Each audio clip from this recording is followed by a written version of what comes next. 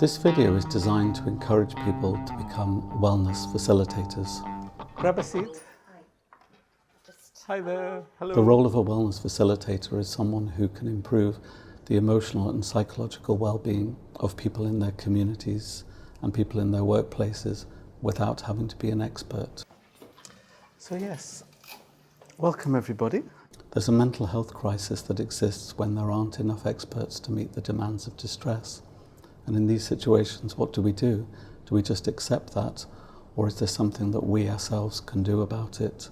And I'm encouraging people to consider the idea that rather than wait for someone to come along to help people, that actually we are the ones that we are waiting for. Generally speaking, the term facilitation means to make something happen, to help people achieve their aims, their goals in some way.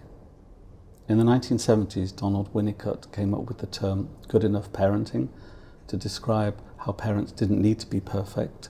They just needed to provide a safe and stable environment for their children in order for them to thrive. The same can apply to facilitation. We can be good enough facilitators without having to be all singing, all dancing. And as long as we provide the safety and the security, we can do some good work. So your task here today is simply to get the most out of this session as you can. There won't be any right or wrong answers to questions. And I'm going to go through a safe space contract, if that's okay, because I think that the more safe that we feel, the more likely we're able to sort of get more out of this session. And person-centeredness could mean different things to different people. For some people it is a therapy, for other people it's a philosophy, and for some people it's a way of life. One thing that might be useful to know about person-centeredness is that it's almost diametrically opposed to authority. So here you've got person-centeredness, here you've got authority, and also, if I may add, behaviorism. So you've got coercive elements in authority, you've got the reward and punishment with behaviorism, and here with person-centered, you've got none of that. Instead, what you've got is an ability to trust people and to trust them to get the most that they can out of any given situation. So when people are coming into the groups to do some good group work, we don't try and manipulate them. We trust that they will get the most out of their time. What I'd like you to do, if you're up for doing it, that is to make a shape based on the music that you're hearing. So absolutely no right or wrong way to do this. It's just about you, your hands, the Play-Doh and the music connecting in some way and having an experience.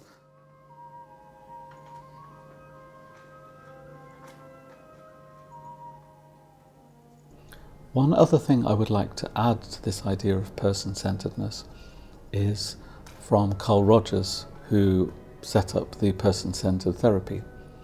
He came up with the idea that people will thrive in the right conditions. If they have good enough conditions, they're absolutely fine. It's only when they experience hostile conditions, oppressive conditions, that they start to become unwell. And for him, the route back to wellness is by finding favourable conditions. And one of the things that is so important about group work is that we can provide those conditions. You know, life can be challenging, stormy waters, mountains to climb, but when I get to the top of that, when I meet those challenges and I can look around, I can see it's not so big. After all, it can be manageable, I can overcome it. Grand. Mine was a bit more simple because I just thought things, when I'm not feeling well or not feeling my best, things I need is kind of, because we live in the city, like just returning to nature. You know, that's really important for my wellness. And also the sea. I wouldn't be able to live in the centre of England, I don't think. Anyway, because if I'm feeling low, the sea really reinvigorates me and takes my thoughts away. For me, I was trying to think of words that weren't on there.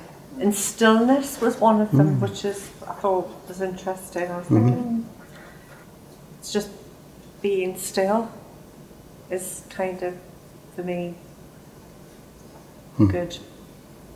Yeah. Definition of wellness. Yeah. So gaining hope is a really big part of group work. If you come into a group without hope, you can suddenly develop hope through listening to other people and hearing some stories that can be really inspiring. Aging parents and children who haven't been great over lockdown, I guess, mentally, and there's quite a, you get pulled in a lot of directions, so it is quite important just to take a bit of time out, so this has been a nice morning for that. This has helped me become more aware of what I'm missing and what I need to have in order to function as well as I want to as the person that I want to be. Thank you very much for watching this video. We hope that you got something out of it. If you are seriously considering the idea of becoming a wellness facilitator, then one of the first things you may want to do is go onto the Self-Detective website and download a copy of the Wellness Facilitation Handbook. After that, you may consider the idea of doing some training, and once you've been trained, then you're ready to go and to be able to do some work for real. And we hope that if you are doing that, then you're finding it very rewarding, not just that you'll be making a difference in your community or in your workplace, but also within yourself, as it's a very rewarding activity to do.